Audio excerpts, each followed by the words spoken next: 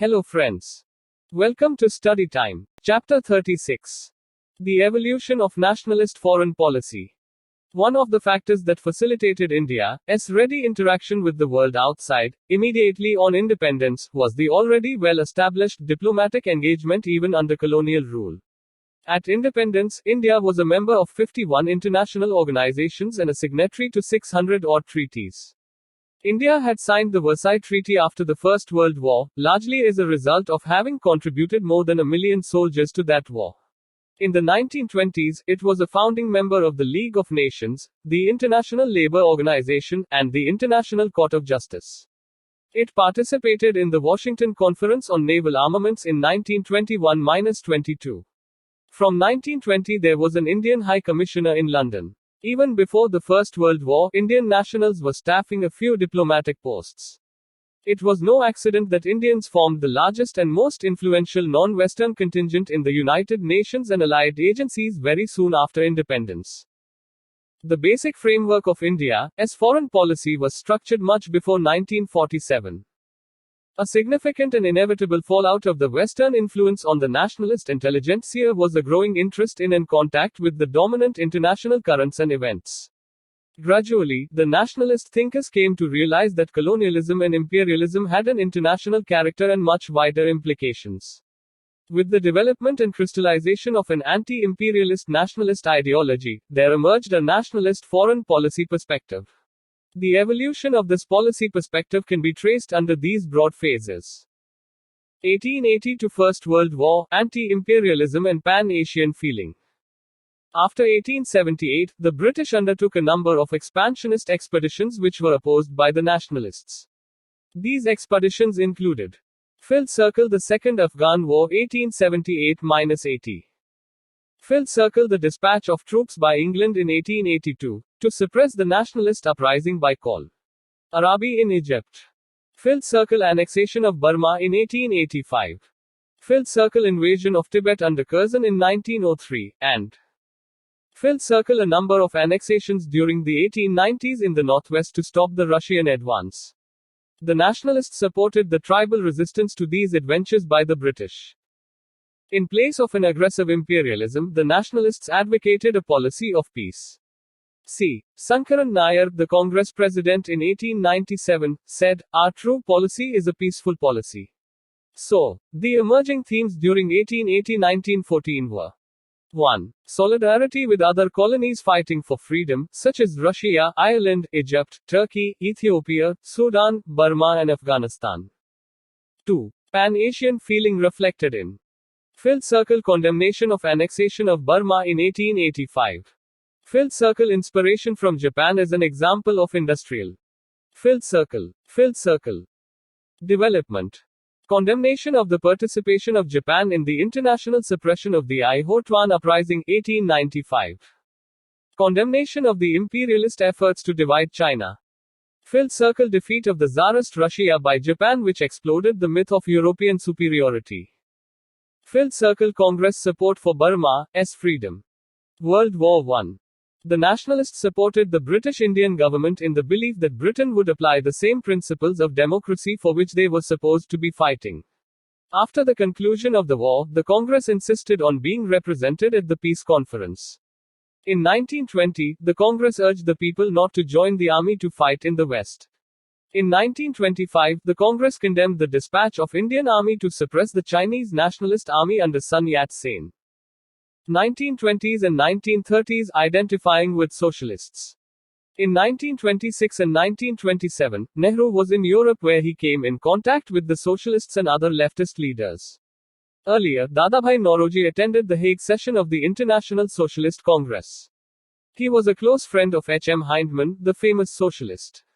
Lajpat Rai also made contacts with the American socialists during his visit to the USA from 1914 to 1918. Gandhi had close relations with Tolstoy and Roland Romain. In 1927, Nehru attended the Congress of Oppressed Nationalists at Brussels on behalf of the Indian National Congress. The conference was organized by political exiles and revolutionaries from Asia, Africa and Latin America, suffering from political and economic imperialism. Nehru was one of the honorary presidents along with Einstein, Madame Sun Yat-sen, Roland Romaine and George Lansbury. Nehru came to understand the international character of US imperialism during his European experience. Nehru was also nominated to the Executive Council of the League Against Imperialism. The Congress also decided to open a foreign department to be in touch with the other people's movements. In 1927, Nehru also visited the Soviet Union and was very impressed by the achievements of the infant socialist state. He saw Russia as a bulwark against imperialism. After 1936, anti-fascism. The 1930s saw the rise of fascism in Europe and the struggle against it. The nationalists saw imperialism and fascism as organs of capitalism. They lent support to the struggle against fascism in other parts of the world in Ethiopia, Spain, China, Czechoslovakia. In 1939, at the Tripuri session, the Congress dissociated itself from the British policy which supported fascism in Europe. In 1939, the Japanese attack on China was condemned by the nationalists. The Congress also sent a medical mission under Dr. Atal to China. On the Palestine issue, the Congress lent support to the Palestinians. It expressed sympathy with the Jews, but urged that the Palestinians not be displaced and that the issue be settled by direct dealing between the Jews and the Arabs without Western intervention. It also opposed the partition of Palestine. After independence, Nehru is often called the architect of independent India's foreign policy.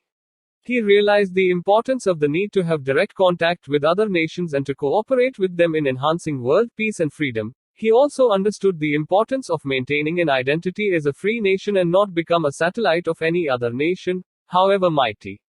In his address to the Constituent Assembly on December 4, 1947, Nehru laid the foundations of India's foreign policy. The art of conducting the foreign affairs of a country lies in finding out what is most advantageous to the country. We may talk about peace and freedom and earnestly mean what we say.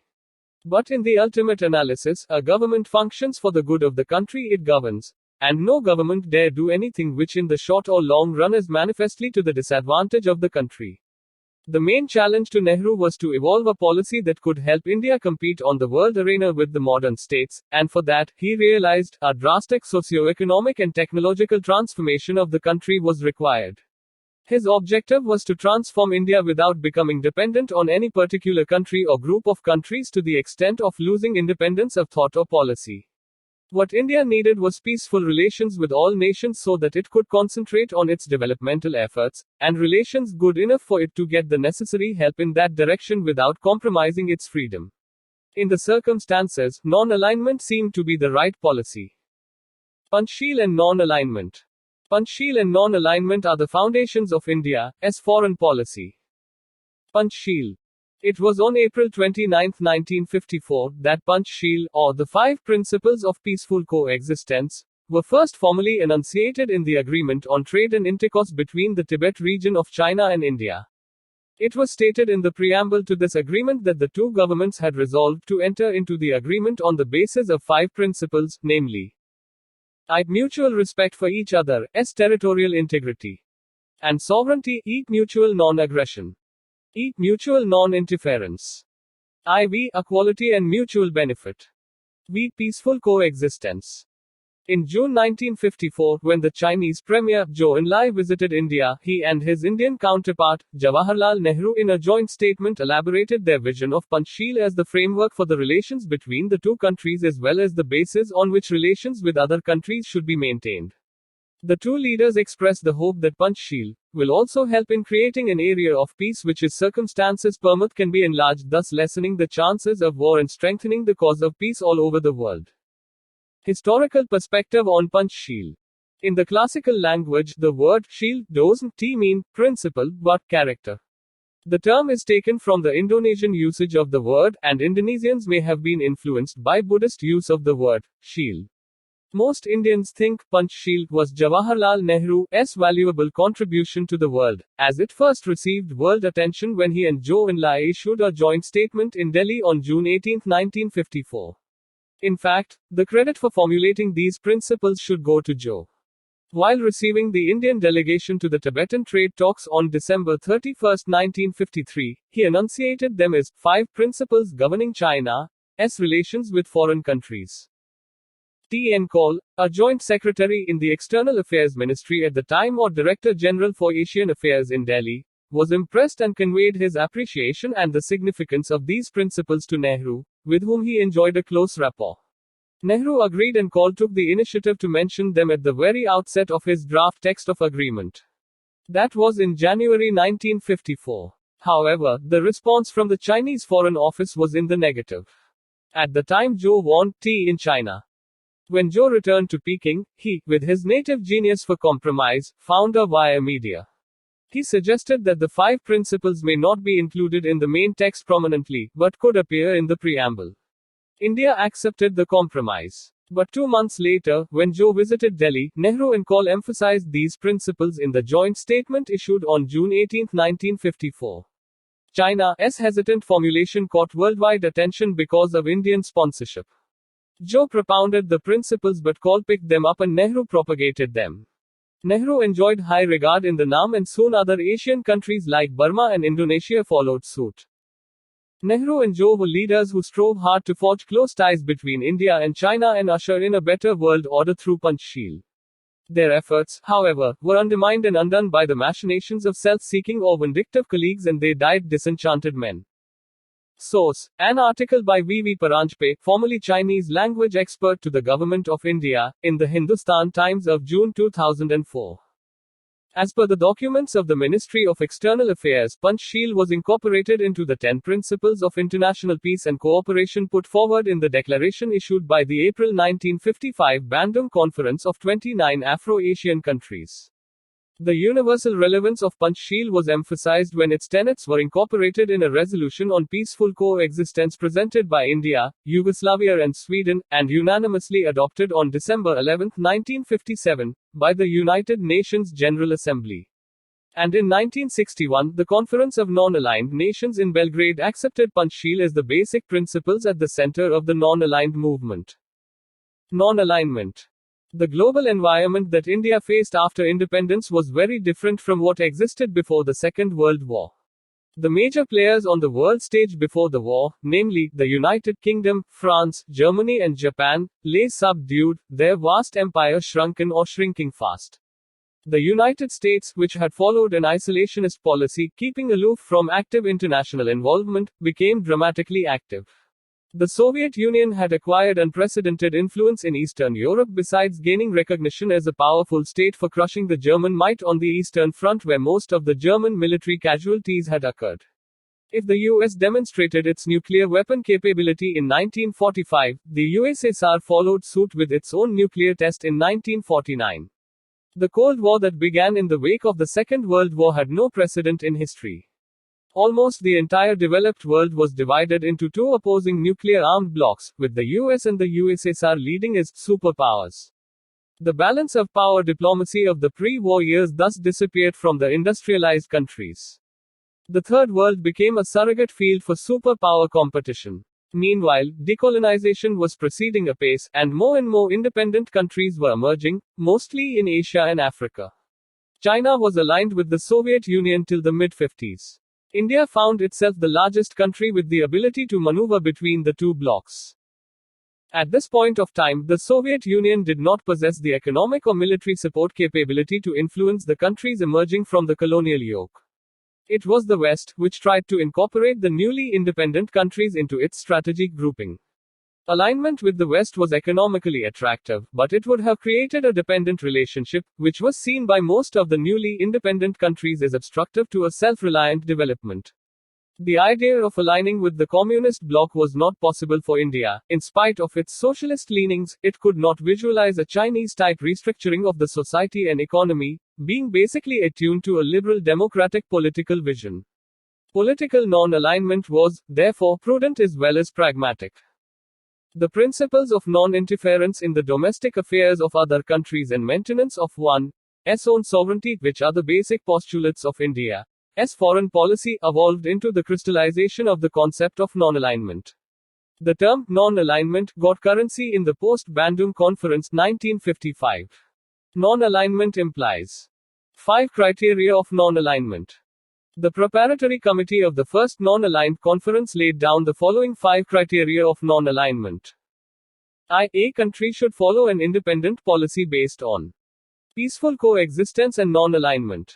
It should have consistently supported national freedom movements in other countries. It should not be a member of multilateral military alliances concluded in the context of superpower conflicts. If it has conceded military bases, these concessions should not have been made in the context of superpower conflicts. If it is a member of a bilateral or regional defense arrangements, this should not be in the context of superpower politics. 5 Pioneering leaders of the NAM. President Tito, original name Josip Broz of Yugoslavia. President Jamal Abdel Nasser of Egypt.